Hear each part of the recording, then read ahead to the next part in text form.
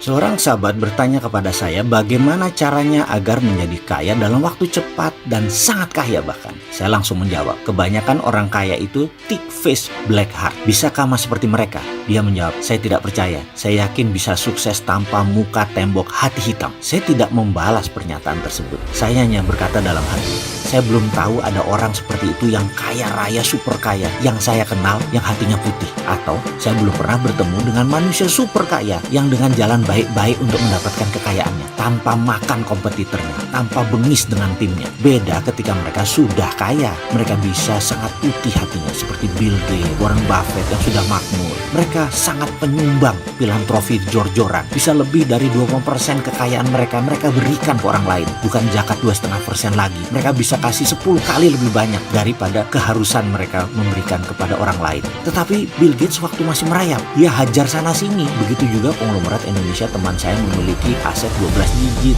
13 digit rupiah. Yang saya kenal ada sekitar 9 orang saat ini. Saya kenal lama, lebih dari 15 tahun. Bahkan ada yang sudah 30 tahun saya kenal. Semuanya thick face, black heart, super pelit urusan duit.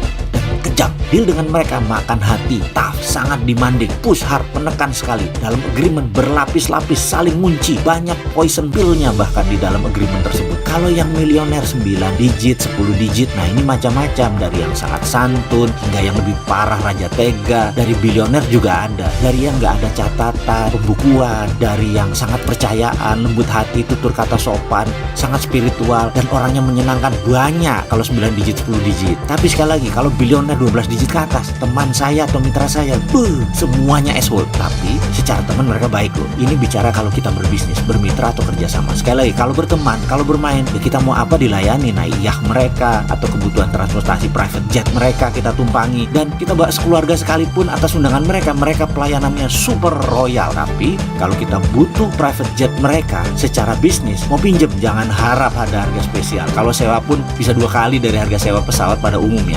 Mending sewa yang umum aja deh, resek dengan mereka. Saya ingat persis tahun lalu ketika berlima para triliuner ini membuat restoran Chinese food fine dining di hotel tertua di Singapura. Sangat legendaris lokasinya. Saya ingat sekali mereka memutuskan masuk dengan 5 juta Sing dolar, masing-masing store 1 juta dolar.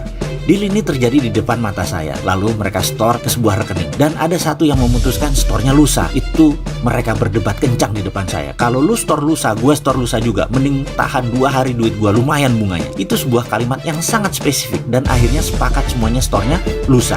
Aneh nggak mereka itu?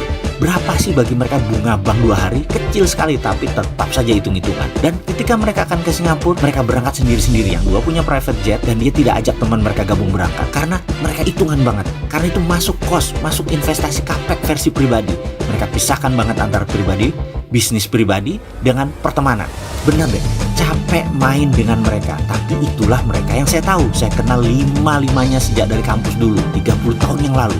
2 dari mereka anak konglomerat Melayu kenamaan nasional zaman Pak Harto. Yang 3 triliuner baru, ayah mereka. Yang 3 lumayan lah, 10 digit mah ada. Tapi yang menjadikan 13 digit ya generasi mereka itu. Jadi menjawab pertanyaan sahabat yang ingin super kaya 12 digit, 13 digit dengan cara tidak muka tembok hati hitam, saya mohon diajari.